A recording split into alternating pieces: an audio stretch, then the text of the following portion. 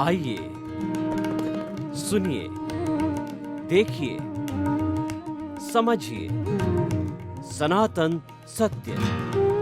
जैसी दृष्टि वैसी सृष्टि, दृष्टि विज्ञान।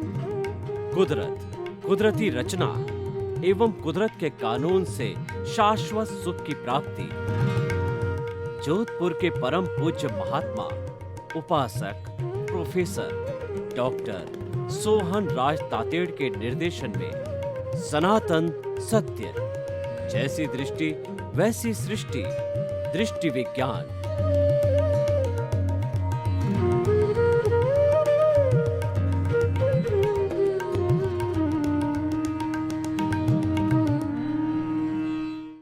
भाई और बहनों, मातृशक्ति को नमन। आज का हमारा बहुत सुंदर विषय प्राचीन और अर्वाचीन। प्राचीन का अर्थ होता है पुराना, अर्वाचीन का अर्थ होता है नया। वैसे देखा जाए तो इस दुनिया के अंदर नया पुराना कुछ नहीं होता है। The change of old is new. जब पुरानी चीज चल कर के अपने समय में काफ़ी समय के बाद जब वो वापस जो है लोगों के उपयोग में आती तो नई बन जाती है। उदाहरण के तौर पे देखिए, ज्वेलरी को देखिए कि जब पुरानी ज्वेलरी पहनी जाती थी तब वो पुरानी थी और धीरे धीरे लोगों के अंदर रुचि बदलती रहती है तो उन्होंने पुरानी चीज़ों को वापस अडॉप्ट किया। जैसे कि लूंग का पहनना, मुर्की का पहनना और हाथ के अंदर कड़ा पहनना इत्यादि जो है, जो माठी बोलते हैं जिसको, ये पुराने समय में चलती थी। और लेडीज़ के मामले में देखिए कि जो उनकी ड्रेस हुआ करती थी वो छींट वगैरह की पुराने समय में चला करती थी, वो वापस आज नई बन के आ गई है। और आप जो है पैंट को देखिए, बेल बॉटम चली, फिर उसके बाद में बिल्कुल जो है संकड़ा चला, फिर चौड़ा चला। तो ये जो है घूम घूम करके पुरानी चीज़ें वापस नई बनती जाती है। ये समय का खेल है, क्योंकि समय जो है बदलता रहता है, समय परिवर्तनशील है। जो संचरण करता उसको संसार कहते हैं। तो संचरण करने के कारण, बदलने के कारण प्राचीन है वह अर्वाचीन होता रहता है।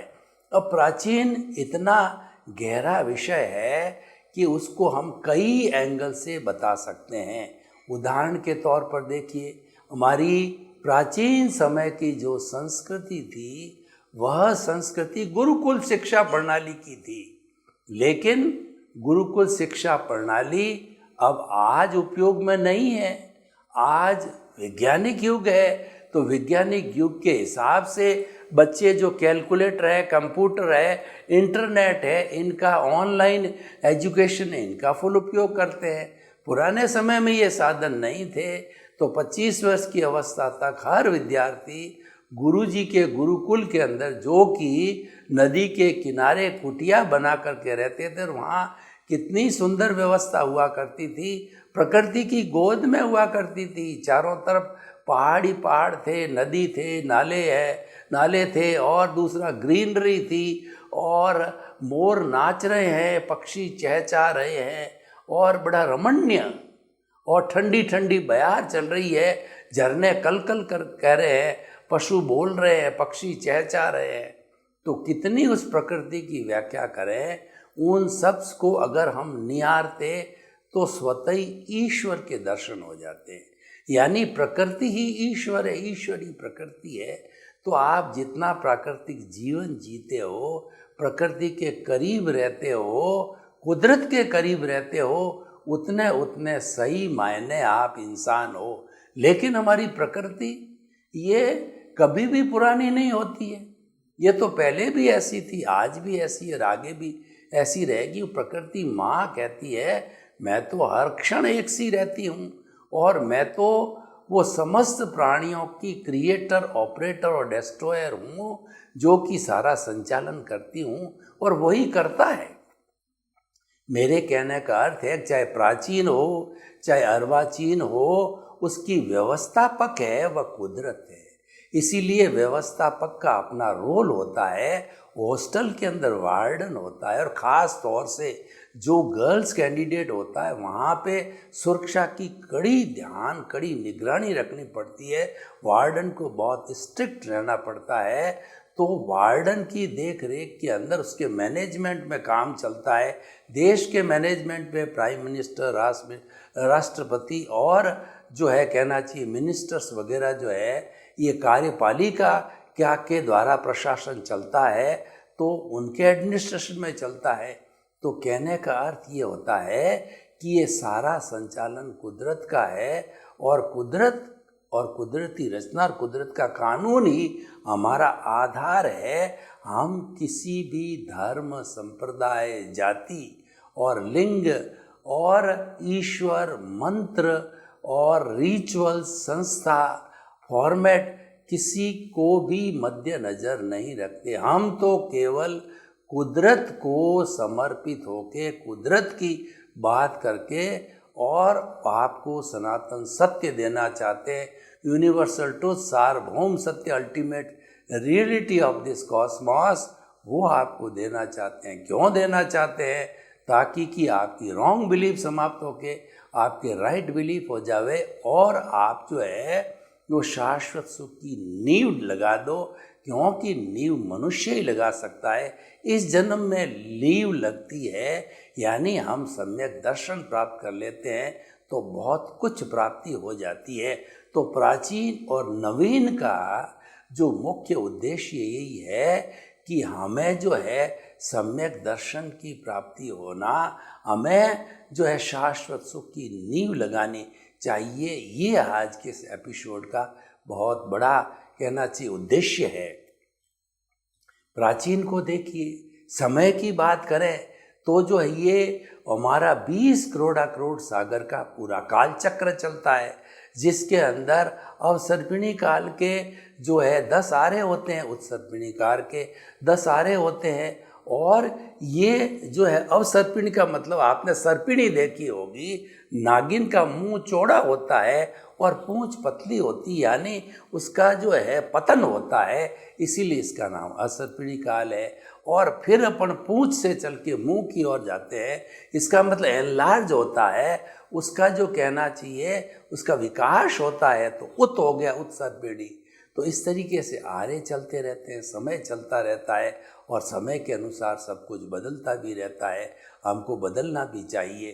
तो इस तरीके से प्राचीन और अर्वाचीन की हम बात करें तो पुराने ज़माने की बात करें कि आज जो है लगभग 40-50 साल पहले जो हमारा प्राचीन में क्या था, प्राचीन समय का मैं अगर एक जो मैथमेटिक्स की थ्योरम के अनुसार एक गोला खींचूं कि एक केंद्र से एक परिधि खींची जा सकती है, तो मैंने जो है एक केंद्र से एक परिधि खींची, तो केंद्र के अंदर गुण, गुणी, चरित्र, चरितवान, अच्छा दूसरा आचार नीति और दूसरा हमारे जितने भी मूल्य है वो सारे केंद्र के अंदर रहा करते थे।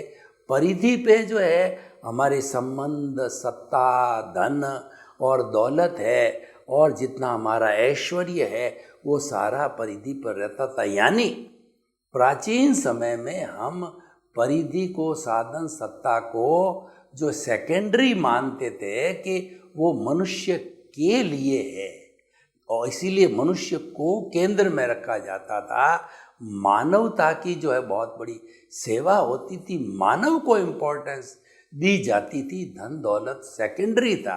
क्योंकि धन दौलत तो मानव के लिए है, मानव धन दौलत के लिए नहीं है। जैसे भोजन के लिए कहा जाता है, ये हमारा जीवन है वो भोजन के द्वारा चलता है, हम भोजन के लिए नहीं है। यानी भोजन साधन है, धन साधन है, साध्य नहीं है।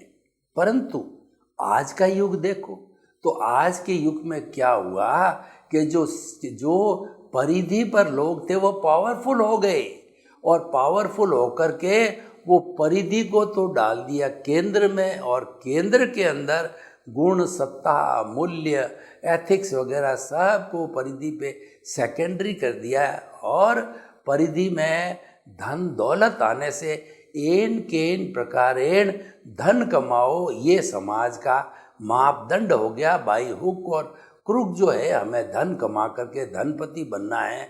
और धनपति चाहे काले धंधे से लाओ, चाहे अपराध से लाओ, चाहे आतंकवाद से लाओ, पैसा जिसके पास है उसको आदमी को ऊंचा मानने लगा रखा, उसका सत्कार किए जाने लगा।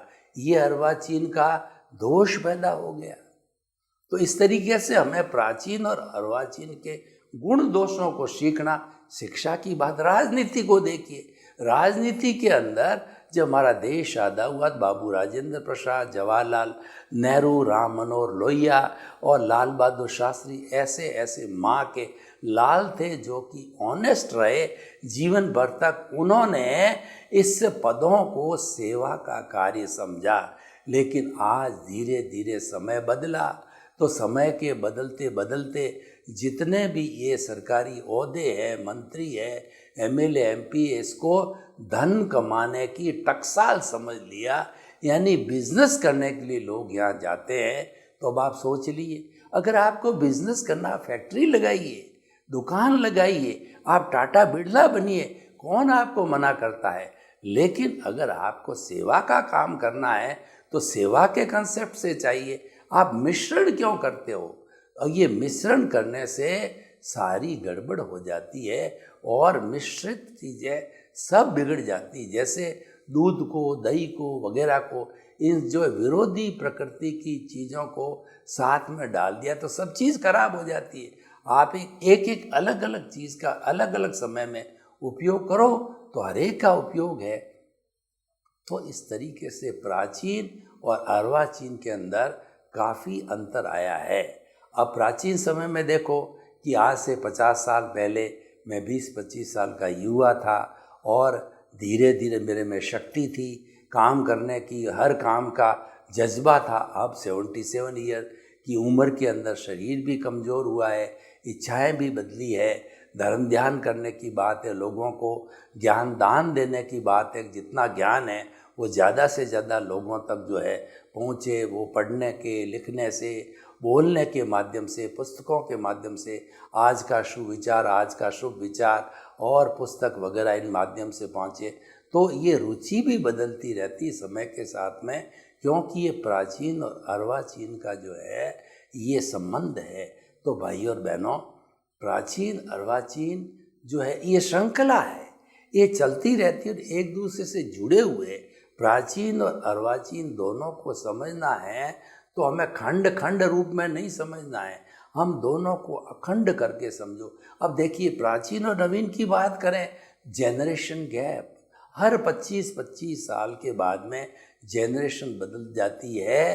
बेटा के जो है वो बाप के बेटा जो है वह खुद है 25 साल का हो जाता है और पोता हो जाता है उसके। अगर 75 साल का दादा है तो 50 साल का बेटा, 25 साल का पोता हो जाता है। यानी लगभग एवरेज 25 साल में एक जनरेशन बनती है। तो जनरेशन की सोच बदल जाती है क्योंकि समय बदल जाता है। जो हमारे समय में वैज्ञानिक साधन नहीं थे तो हम परिश्रम ज़्यादा किया करते थे और शारीरिक चीज़ों काम लिया करते थे।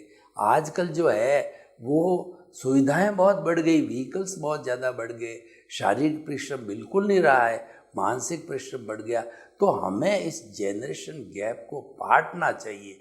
हम यही खाली मात्र जो है वो बात को रटते रहें कि हमारा ज़माना इतना था, वो अच्छा था और आज तुम्हारा कुछ नहीं, तो वो भी गलत है।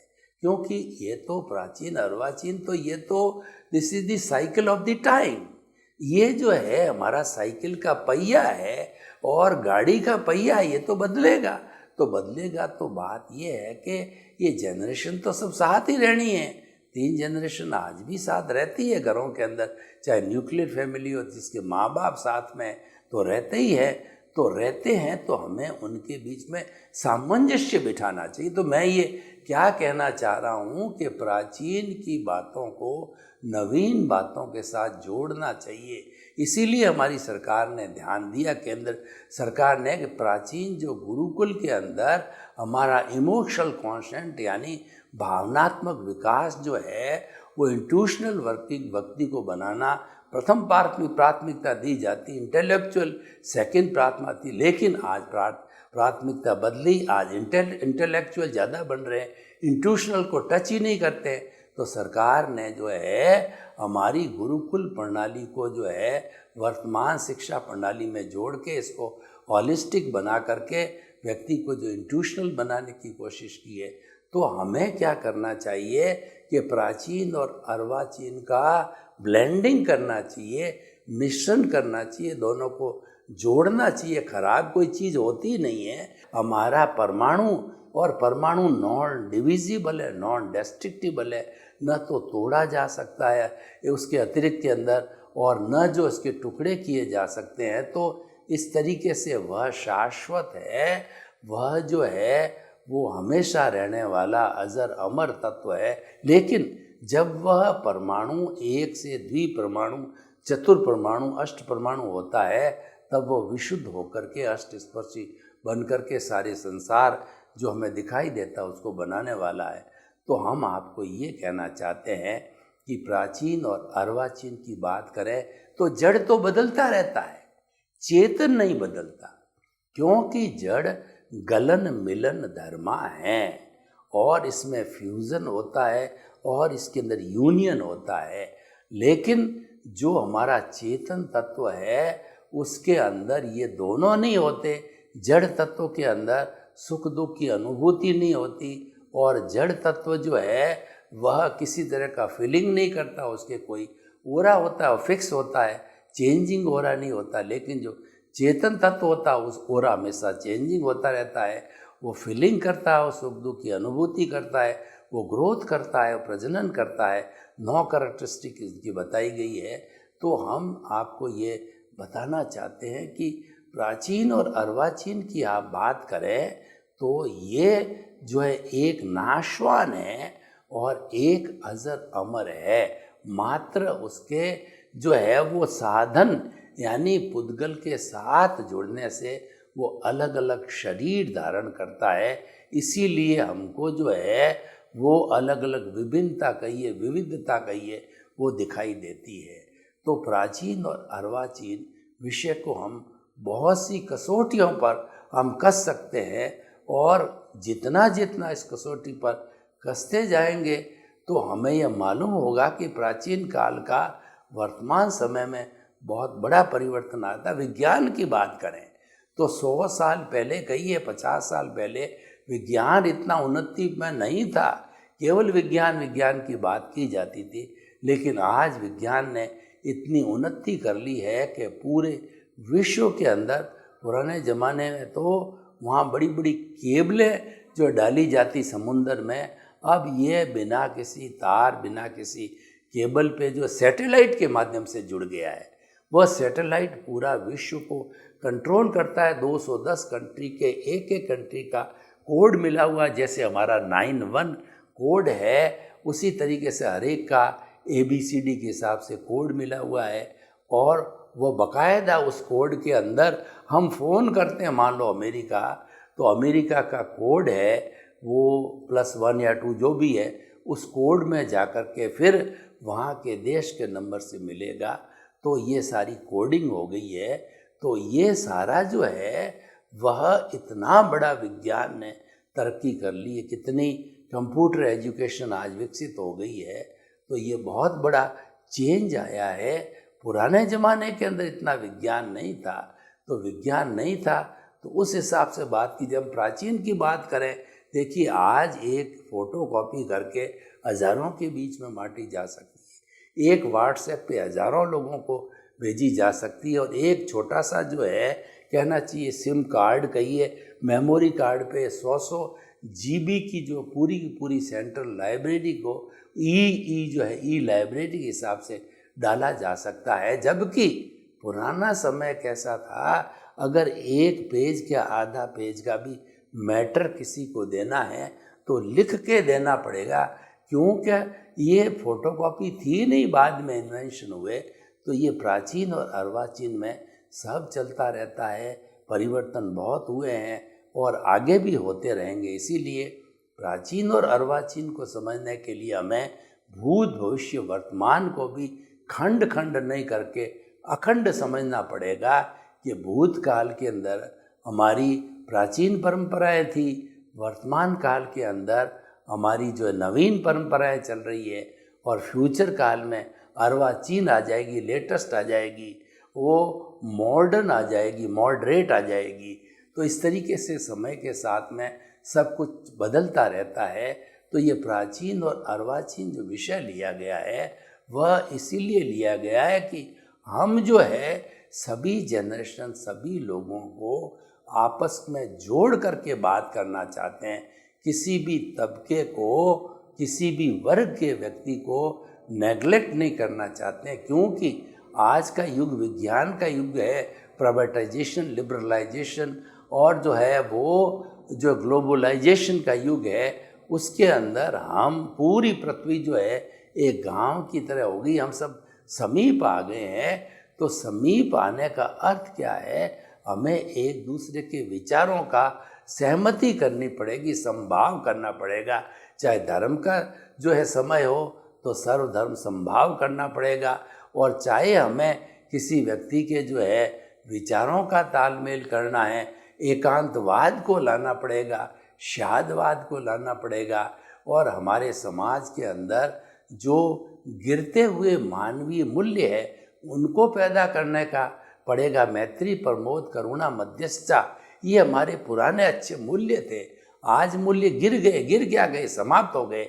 इसी कारण से आज आतंकवाद, आज अपराध, आज घरेलू हिंसा और कितने कितने जो गलत कार्य आज हो रहे हैं। अगर आप पेपर मीडिया को पढ़ें, आप सोशल मीडिया को पढ़ें, आप टीवी को पढ़ें, प्रिंट मीडिया को पढ़ें, इलेक्ट्रॉनिक मीडिया को पढ़ें, तो आपको मालूम होगा कि 2/3 न्यूज़ सारी अपराधों से भरी हुई है।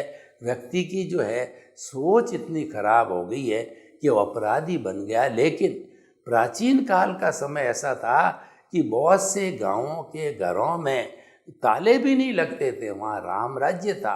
राम राजा, राम के राज्य को राम राज्य कहा जाता है। कोई दुखी नहीं था। लेकिन आज कितनी आपाधापी बदल गई, क्योंकि समय ने बदलाव लाया है।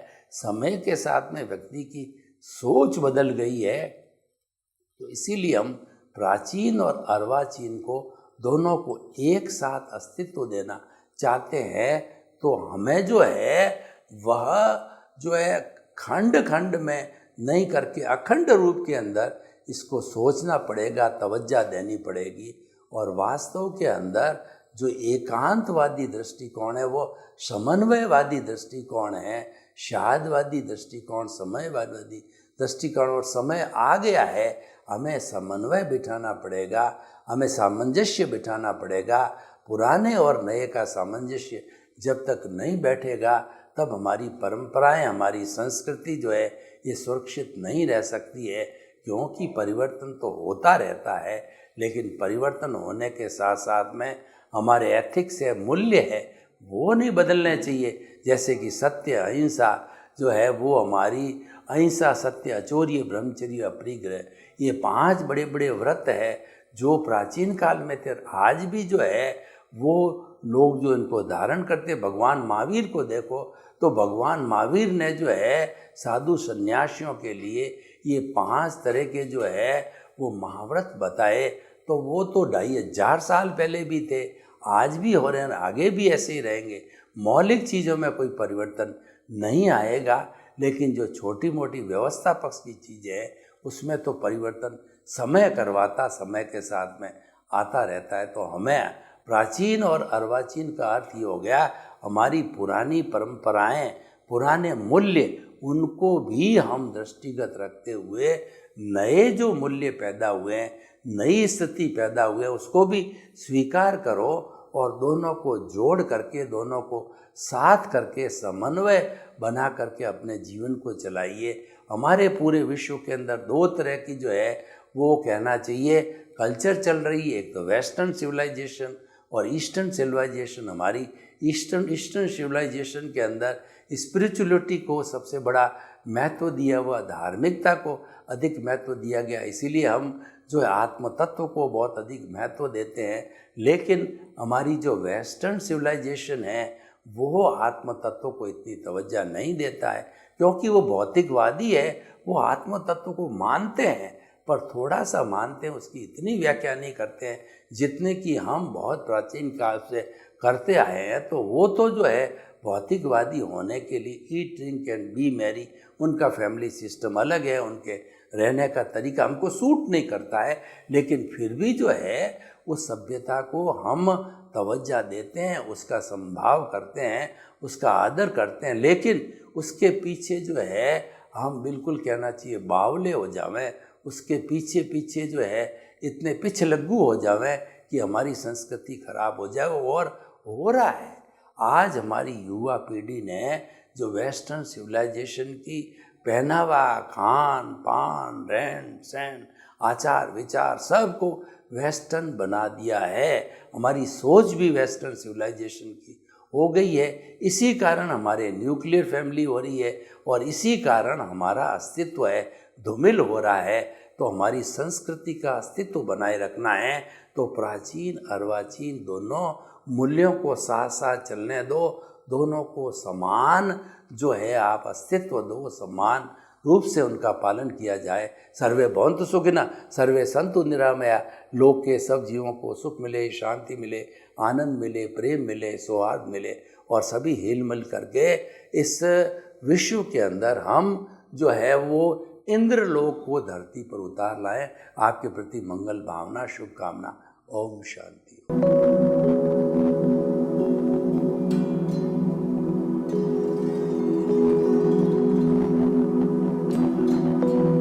एक ऐसा अंतर्राष्ट्रीय ख्याति प्राप्त मानव जो गुरु प्रेरणा से पिछले 20 वर्षों से वानप्रस्थ जीवन जीते हुए 24 घंटे मानवता की सेवा में संलग्न है। एक ऐसा मानव जो अभी राष्ट्रीय, अंतर्राष्ट्रीय टीवी चैनलों पर 7,500 एपिसोड के माध्यम से सनातन सत्य, आत्मविज्ञान एवं पुनरुत्थान, व्यवहार एवं निश्चय जगत के जीवनोपयोगी विषयों पर हृदय स्पर्शी प्रवचन कर चुका है। उस मानव का नाम है महात्मा उपासक प्रोफेसर डॉक्टर सोहन राज तातेड़। प्रोफेसर तातेड़ द्वारा योग, दर्शन, शिक्षा विषयों पर रचित पीएचडी स्तर के 250 शोध ग्रंथ भारत के 100 प्रतिष्ठित विश्वविद्यालयों में शोधार्थी पढ़ रहे हैं तथा वे सभी शोध ग्रंथ वहां की सेंट्रल लाइब्रेरियों में उपलब्ध हैं। महात्मा सोहन राज ने अभी तक हजारों स्कूलों, कॉलेजों, विश्वविद्यालयों एवं संस्थाओं में सेमिनार, वर्कशॉप, कैंप लगाकर लाखों विद्यार्थियों को योग, दर्शन, शिक्षा का प्रशिक्षण देकर उन्हें सुसंस्कारित किया। डॉक्टर तातेड़ ने भारतीय संस्कृति उत्थान के 4000 से अधिक समसामयिक विषयों पर आर्टिकल लिखकर ऑनलाइन जर्नल, पत्रिकाओं, वेबसाइट्स पर प्रकाशित किया, जिसका उपयोग लाखों पाठक कर रहे हैं। उपासक तातेड़ के 5000 से अधिक आज का सुविचार, आज का शुभ संदेश, आज का मंगल भावना योग आदि चिंतन websites, Twitter, blogger, Facebook, YouTube माध्यमों से लाखों लोग अपना जीवन निर्माण कर रहे हैं। मानवता के मसीहा ऐसे महामानव महात्मा सोहन राज तातेड़ के प्रोफाइल को अभी तक विश्व के 20 लाख दर्शक यूट्यूब पर, 12 लाख गूगल पर एवं लाखों दर्शक फेसबुक, ब्लॉगर, ट्विटर और इंस्टाग्राम पर देख चुके हैं।